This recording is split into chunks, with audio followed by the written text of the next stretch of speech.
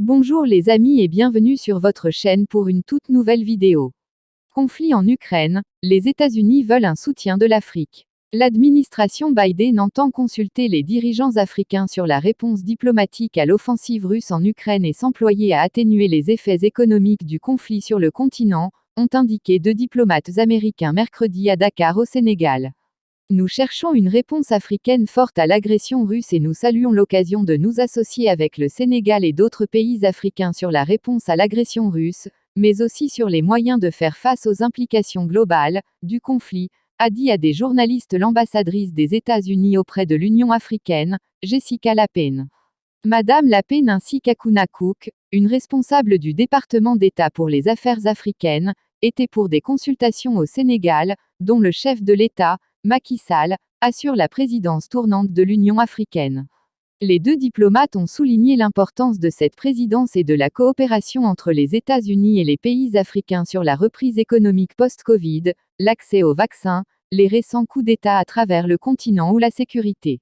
Leur visite, qu'elles ont décrite comme faisant suite à celle du secrétaire d'État Antony Blinken en novembre, donc avant l'offensive russe, intervient alors que l'invasion russe en Ukraine partage les pays africains. Le Sénégal, aux relations fortes avec les pays occidentaux, avait surpris le 2 mars en s'abstenant lors d'un vote de l'Assemblée générale de l'ONU en faveur d'une résolution qui exigeait que la Russie cesse immédiatement de recourir à la force contre l'Ukraine. Le Sénégal avait en revanche voté le 24 mars une seconde résolution exigeant de la Russie un arrêt immédiat de la guerre. Près de la moitié des pays africains s'étaient abstenus ou n'avaient pas voté lors des deux votes.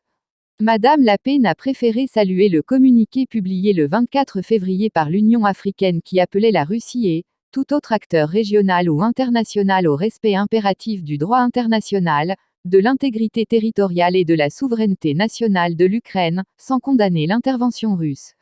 Il est important, aussi, de reconnaître que l'Afrique est très affectée par l'invasion de la part de la Russie, a dit Madame Cook, évoquant l'inquiétude suscitée par l'augmentation des prix des carburants ou des céréales.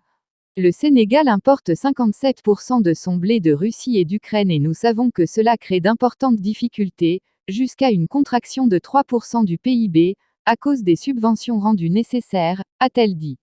Cela constituera un aspect crucial de la présidence sénégalaise de l'Union africaine parce que cette crise s'ajoute à ce que nous avons vu avec le Covid, a-t-elle dit. Les États-Unis examinent une série d'options pour atténuer l'impact, en coopération avec les institutions internationales ou sous la forme d'aides bilatérales, a-t-elle déclaré. Merci de nous avoir suivis. Laissez-nous vos points de vue et suggestions en commentaire. Si vous avez aimé la vidéo, faites-le nous savoir avec un like. Et surtout n'oubliez pas de vous abonner et de sonner la cloche de notification pour ne rater aucune de nos vidéos. Et n'oubliez pas de partager pour informer encore plus de monde. À plus.